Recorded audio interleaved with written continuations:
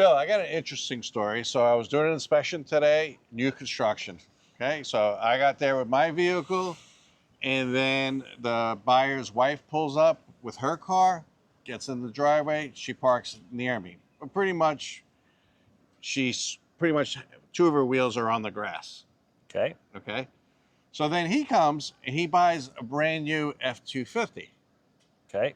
So I'm like, okay. So he comes up, he pulls up behind us and everything. And supposedly this is a 2-car garage. And I'm like looking at his truck and I'm looking at the house and I'm like, hey, listen, I'm going to pull out. You pull your truck in, okay? Because I wanted to see something. A, his truck literally covered the sidewalk.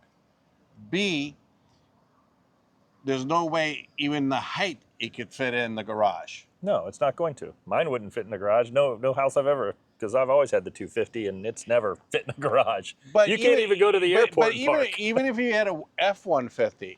So basically, I'm like thinking about it, and the guy didn't put 2 and 2 together. He's like, you know what? With my wife's vehicle there and my vehicle here, we're pretty much on the grass on both sides. So the builders, the garages are getting smaller while the vehicles are getting bigger. And that's what we're talking about today, because there's actually things you could consider before you even buy new construction when it comes to garages, because it's a big thing. Because on this HOA place that they're going, they're not going to allow him to cover the sidewalks. Well, that has nothing to do with an HOA. In our area, that's the county. Oh, the county? That's a county rule. Oh, I didn't know that. Yeah, that's like Pinellas, Pasco, and Hillsborough County have a pretty, they've got, unless they've changed it recently, you can get in trouble for parking over the sidewalk. But yeah, but it's so what is he going to do? You're not allowed to park on the street at night. Right, which I agree with. Okay. So he has to park in the driveway. And the driveways are smaller and smaller. And I know the lot sizes, like we were talking about in some other videos, like the house footprints are so big now that there's really not a lot of room to, they're trying to make the interior bigger, the heated space, as they call it. Yes, they're trying to make the living space, the heated living space, they're trying to get every inch that they can so they can get another bedroom in, make a living room a little bit bigger, etc.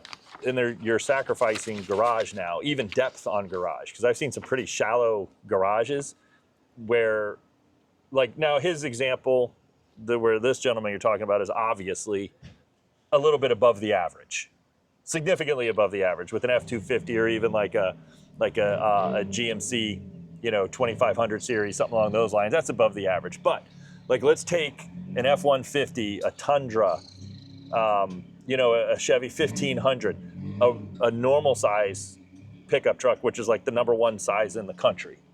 Right. Or just even an SUV, like where we're filming right now, there's a Honda CR-V next to us. That's hard to get into a lot of garages now and walk around them. But why don't the builders make the garages bigger? Because people they don't want big garages, they want more living space. And there's only so much land. What's the most expensive part of the house? The land. Yeah. That's the scarcest commodity, because you can go high, you can go up, but you can't go out, right? So I mean, there's only so much space. That's why, and then some of these houses will have tandems, which are kind of nice. That's a plus. If you can find a tandem, those are awesome. Yeah, a tandem garage when it's deep. Yeah. But again, before they build it, you got to tell them, that's one of the things what we're going to talk about in this video is tell them that you want a higher garage. What's the average? 7 feet now? Yeah, it's like 7 foot. Like 7 foot? So tell them 8 foot. You could actually, on some builders, they have an option for oversized garages. Yeah, you can ask them to put it up. Like ICI Homes over by me, if you want the higher garage, because they're a custom builder, anything that fits on that footprint, they'll build within reason. And they'll do up a higher garage, which would be a godsend for me. And I don't have a big truck. I have a midsize. So, okay, so a classic, what is it, 20 feet for a 2-car garage? Yeah, right about, yeah. Right about 20 feet. Yeah, because you got, 17 feet for the garage doors, and then usually you're going to have a little bit, anywhere from 8 to 18 inches on each side. Yeah, so many doors, 7 feet tall, SUVs, roof racks, cargo boxes. You need at least 8 feet with that stuff. And Florida, you can even some place you can say, hey, you know what? Give me a 9 or 10 foot. It's just to future proof it. If you're doing a custom build, you can tell them, make a 9 foot garage. Especially when they're doing the garages underneath the house. You live on the second floor and they're built Oh, underneath. that's different. Yeah. Yeah. You could change the height. That's an easier. That's a lot easier. That's a lot easier to get the height on the garage. The point is, it's not the garage, because like my garage is tall inside. It's the getting through that beam across where the standard size garage door, because you're going to have to add another panel, a bigger motor. There's all that stuff that goes along. Bigger, heavier springs. To lift the door, because you're going to need a taller door. Yeah. It's a bigger door. It's adding a lot of weight.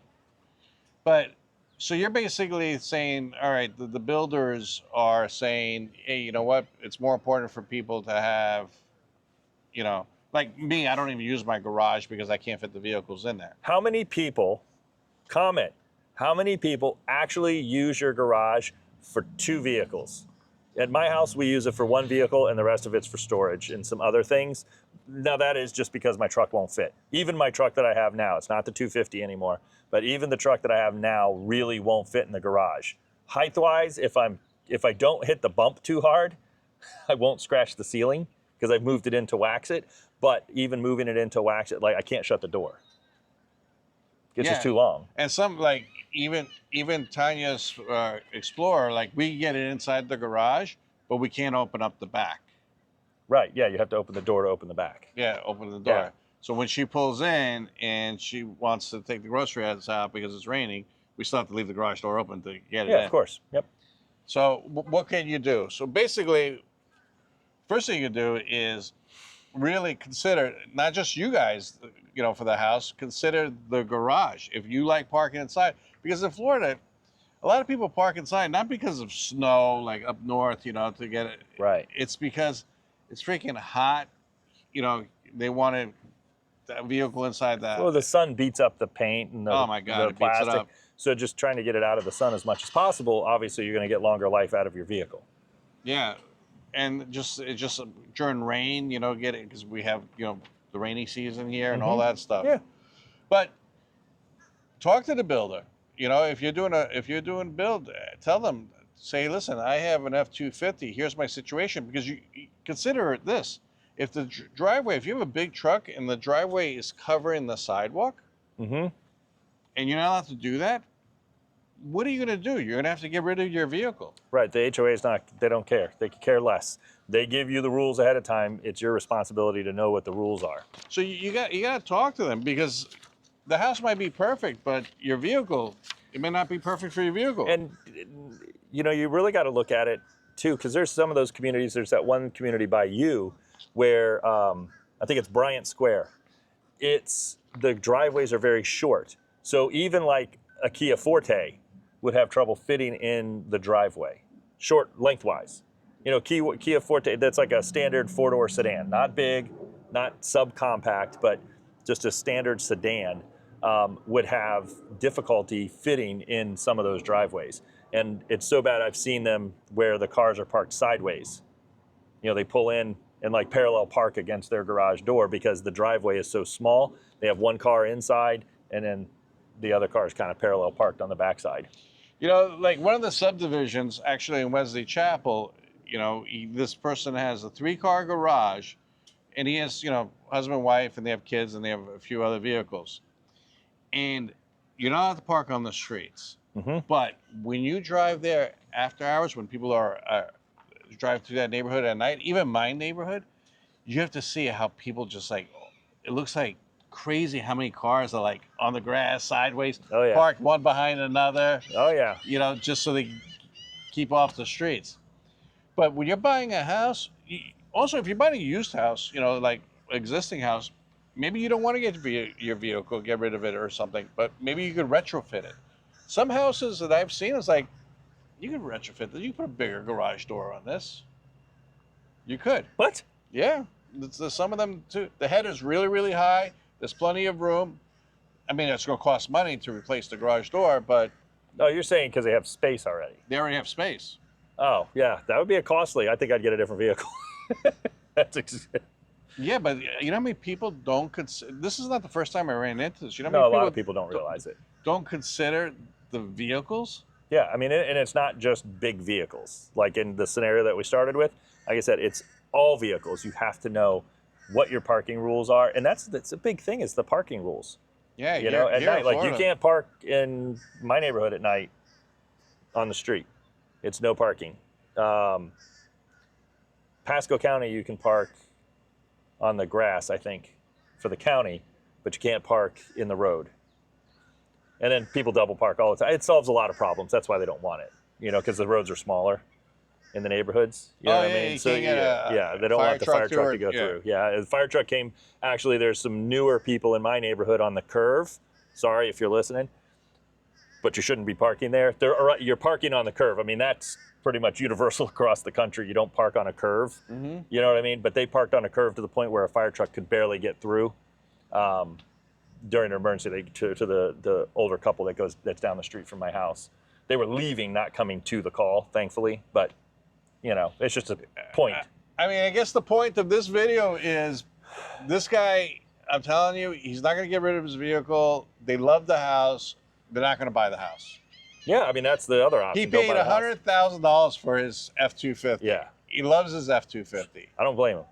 Okay? Mm-hmm. Even the salesperson says, well, maybe you can park it at a friend's house or Oh my God. off market. I did actually. I know somebody that happened. He had to park at the fire station. He was a fireman, but he had to park at the fire station because the community that he lived in wouldn't allow. This is when they wouldn't allow pickup trucks, and they had those crazy rules before things changed. Yeah. No, I'm not talking a long time. We're talking like 2 years ago.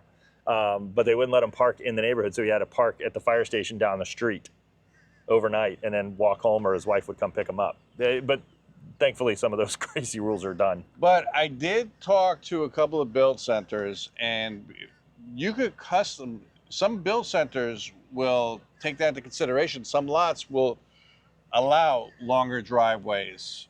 You know, they'll allow certain things to be done depending on the lot size. Yeah. So, you know, before you just pick a house because of the house, consider your vehicles. Anyways, I know this was a short video, but I wanted to put it out there. In the meantime, if you like this kind of content, do me a favor, consider subscribing. It really does help out the channel. If you need a real estate agent anywhere in Florida, United States, my phone number is below. Watch this video right here. I picked it out just for you guys. Thank you, and I'll talk to you in the next one. See you on the next video. Thanks for watching.